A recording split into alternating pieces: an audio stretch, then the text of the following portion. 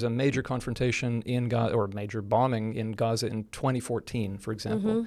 And the estimate was that 10% of all the bombs Israel dropped in 2014 were unexploded. Oh, geez. And so UNRWA was crucial to getting the UN mines people in there to demine and clear those contaminated areas. Now, that was 2014. What we just saw, and it might start up again after the ceasefire, is 100 times worse than 2014. So, and who's always at the greatest risk of unexploded weapons? It's always kids. Those cluster bombs look like toys. They pick them up. Yeah. So, UNRWA is crucial for education. It's crucial for keeping kids alive. It's crucial for pregnant women, older people, keeping other people alive. Humanitarian aid. And Israel's trying to shut it down. And the United States, even under the Biden administration, Congress said no funding for UNRWA until March 2025. And under the Trump administration, now you've got no funding for all. The crazy people in the legislature and the crazy people in the executive branch crazy on this issue. The evidence that UNRWA was in some institutional way responsible for October 7th, 2023 is non-existent. There is no evidence.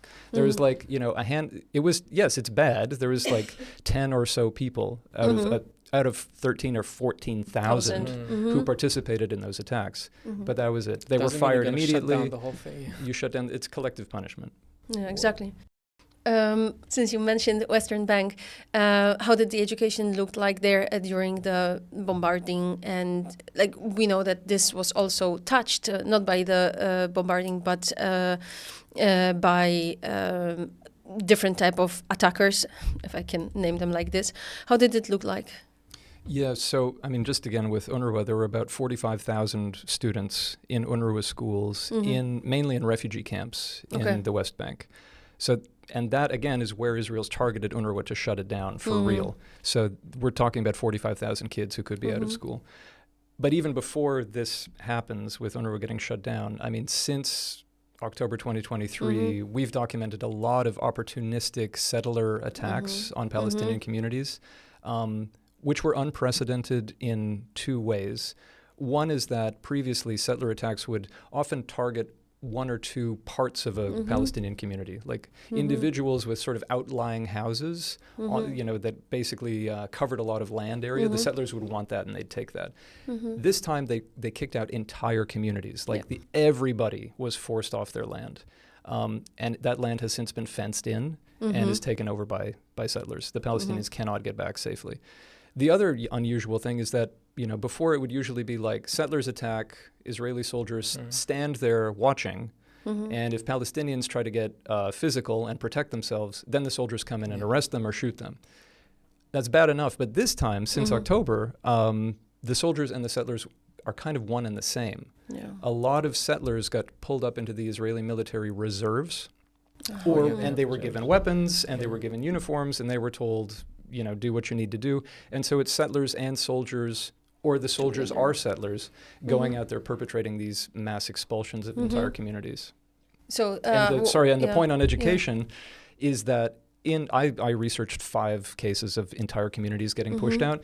2 of those communities had schools for their kids and kids from surrounding areas. Those schools were torched. They're gone. They're completely gone. In addition to that, there would be a huge number of checkpoints and movement restrictions put in place by the Israeli military. So even if you're a kid in a village that's not being attacked and your school's in a village that's not being attacked, maybe you can't get there because there's a checkpoint. Do you think something will change right now with the ceasefire, or do you think it's a permanent situation, or at least for a longer time? I think it will get worse. Yeah. In the West Bank, it will get worse because the level of violence that we've seen in the West Bank, yes, it was unprecedented in Gaza, and everybody's focus was on Gaza. But what's been happening kind of under the radar in the West Bank was the worst ever recorded during the war. Yeah. And since then, we don't know what the political quid pro quo was between Trump and Netanyahu, but it does look like there's been a green light given to, stepping up the use of, we didn't used to see airstrikes in the West Bank. This is an occupied territory. This is not a war zone. This is an area that the Israeli soldiers have controlled. The level of control is very, very deep. They were handing out traffic tickets to Palestinians, that you had to pay a fine. Not just throwing you in a military jail, but the military was giving you traffic tickets. It's that level of control, where you get your water from depends on the Israelis. It's not a situation where you launch airstrikes as if it's some war zone, but that's now what they're doing. And so the situation for kids in the West Bank, because of UNRWA getting shut down, because of the increasing amount of settler violence and the increasing level of firepower being used by the Israeli forces, it's all bad for kids and education. How is the situation between for people to move between West Bank and Gaza? Is there any possibility of moving? I was thinking that possibly there are teachers in Gaza, and maybe they could be used also, in West Bank, and could be teaching in Gaza. It could be some kind of exchange and the cooperation between those two. Well, I mean, I think you're hinting at what the solution has to be, which is to open the borders of Gaza, or open the perimeter of Gaza, which has been sealed very tightly shut since 2007 when Hamas took power, and even more so, since then. The problem with sending teachers from the West Bank in particular to Gaza is there's a history there. The history is that Israel had a policy in place. Basically, if you are Palestinian and you want to move to Gaza, go ahead, but it's a one-way ticket. If you want to get married and one of the partners is from Gaza and one of the partners is from the West Bank, there's no way you can live in the West Bank. The Israeli military will not give you a permit to do that. If you want to go to live in Gaza, go ahead, but you're not coming back. This has changed, right? Sorry for interrupting, because early 2000s, marrying somebody, for example, for Jerusalem would give you permission to basically live in Jerusalem. You would get this, it was like blue passport, blue document or something like this. Yeah, that's right. It did change. It used to be not a one-way ticket. It used to be that people could come in. And then the policy changed. And when it changed, actually, there were a bunch of those marriages that never had been formally sort of like the residency of the Gazan partner had never been formally changed by the Israelis to the West Bank. It was still kind of in limbo. And then they got frozen. So there's a whole bunch of couples where like one member is illegally in the West Bank, hoping they don't get found out, because they get deported back to Gaza. One of the things that are making it worse in the West Bank is the Palestinian Authority there, led by the dictator Mahmoud Abbas. He's a dictator. I mean, he's the president, but he's there for too long. And he was elected once. Yeah, who elected him? Yeah, and, he thinks that's his, and he's pushing for this more and more violence, and he's kind of the man for Israel inside there. And now they are attacking Jenin, the camp in Jenin, and creating also more chaos, and kids, and everything is in chaos, Yeah, the level of violence by Palestinian Authority the level of clearly unlawful violence by PA security forces has definitely increased, and yet, curiously, they're getting more and more weapons. Yeah, they give them weapons, Funds by Israel, Yeah, I didn't know that. Yeah. Hi, everyone. This is Doug from ReFOCUS. Many of you probably know that for the past 8 years, myself and my wife, Sonia, have been working here in Greece, supporting refugees and asylum seekers to develop media creation skills and have a chance at pursuing careers in media. And this has been a life passion for us. But the earliest stages of this on the island of Lesbos in 2016 motivated us to do something. We thought, how could we as individuals do something to change the situation, which was young people from lots of different places in the world who did not have access to education, who were not being provided any formal opportunities for skills training. And so we created ReFOCUS as a way to change that narrative and change that reality. And we are now here 8 years later with an international network of labs in Greece, in Poland, and in Germany. But that's not possible without really, really consistent support from individuals just like you. And so in this giving season, we're really hoping that you can find it in your bank accounts and find it in your hearts to support the expansion of our programming. The work that we do and the money that we receive, we do not receive money from governments.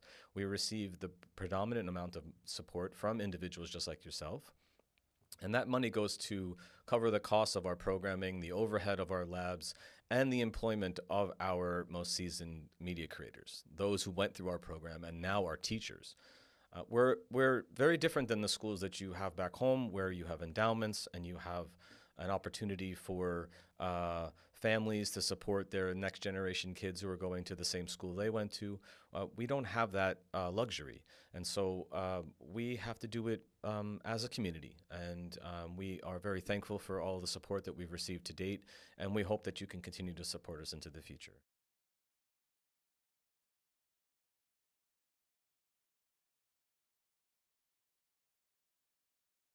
Well, Bill, so I think now is the first mission of education and the first goal to restore hope in kids' hearts more than educate. This is the first thing.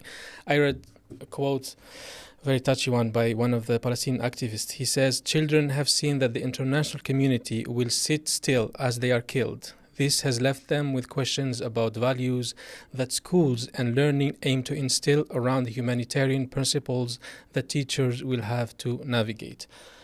So how are we gonna restore hope in their hearts? Oh, you ask a very difficult question. Well, I don't know. I don't know if that's such a burden to place on any teacher in Gaza. And what should the lesson be? They're right. I mean, the person who wrote that quote is right. The world stood by as, thousands after thousands after thousands. Every hour, kids getting killed, and the response was to continue weapons shipments to Israel. What is the response supposed to be to that? And yet education does provide hope, and yet we know so much about the benefits education can bring, right? Like anywhere in the world, World Bank did this massive study, and they found that for every single year you're in school as a child, your earnings as an adult increase by 10%. Mm-hmm. And that's even higher in some cases, but that's kind of like 10% is the minimum.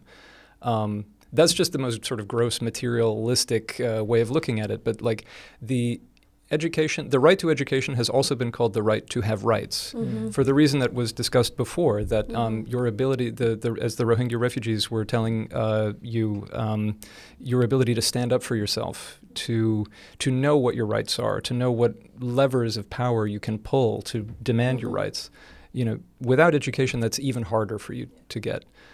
But I think another thing that we have learned from other conflict situations is that for education to be able to provide hope, there needs to be a meaningful pathway to that better life. You could go from pre-primary to secondary, maybe even to university, but if professions are barred to you, if travel is barred to you, if the economy is in shambles because of a war, is there really going to be that much demand for university education or even secondary education amongst kids if all of that stuff is barred to you? And we've seen that with Syrian refugees in different countries. Massive enrollment at primary level, but as they begin to realize that they can't become a doctor, they're not allowed to become a lawyer, they're not allowed to become this or that, demand, decreases for higher education. So we've got to insist that people be allowed to. Well, the border regime in Gaza needs to fundamentally change. I forgot to mention this before when we were talking about reconstruction of schools and how long it's going to take. But, back in 2010, there was a shortage of 100 schools in Gaza. 40,000 students had to be turned away by the United Nations who were knocking on the classroom doors, and they're like, "We have no classrooms for you." Why not? That's a huge number. 15 years ago. And that was 15 years ago.